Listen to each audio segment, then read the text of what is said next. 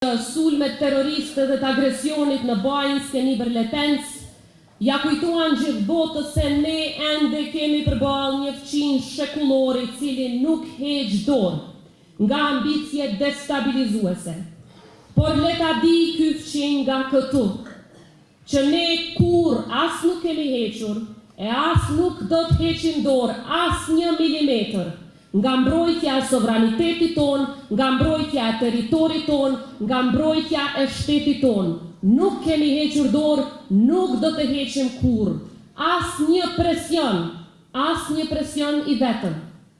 Nuk do të na ligështoj kurrë nga ky qëndrim që e kemi mbrojtur çdo ditë të angazhimit ton politik. E di që ka të tillë që dëshirojnë qytetarët e Mitrovicës t'i mashtrojnë rreth këtyre qëndrimeve që unë i kam mbajtur si presidente e Republikës së Kosovës.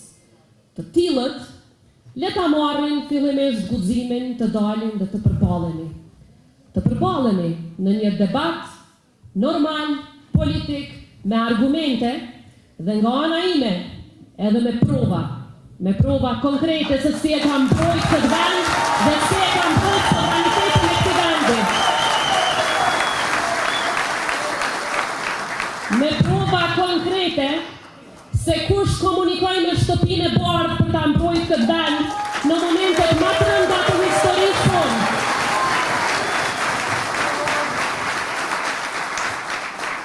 Sepse në këtë rrugë ju e dini shumë mirë.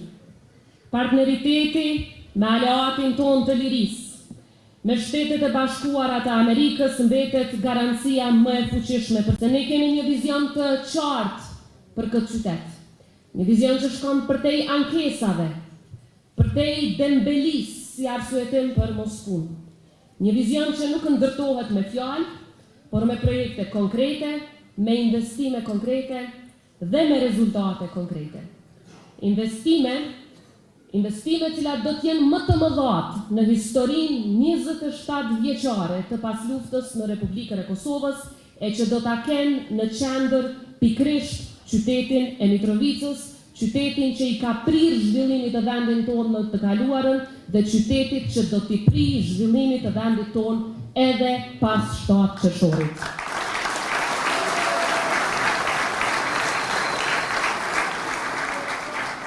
Dhe unë e njoh potencialin e Mitrovicës më shumë se kushdo tjetër. E njoh potencialin e njerëzve të saj. Prandaj investimet tona do të fokusohen në sektorin e industrisë, në sektorin e turizmit malor, me shalën e Bajgorës, një prej vendeve më të bukura në botë, jo veç këtu në Kosovë. Është e pafalshme që nuk ka pasur asnjë investim që do ta shndronte atë zonë në kryeqendër të turizmit malor. Dhe e treta është sektori i shëndetësisë.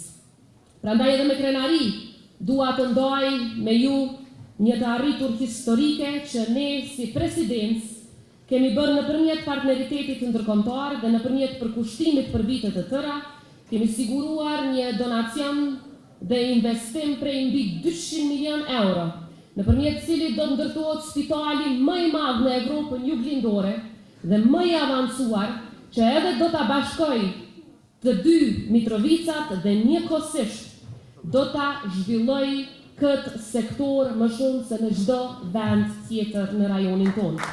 Dhe ky do të jetë investimi më i madh në historinë e qytetit tonë. Mitrovica meriton vëmendjen më të madhe tonë. Meriton një të ardhme të dritur përpara që e vendos këtë qytet aty ku i takon.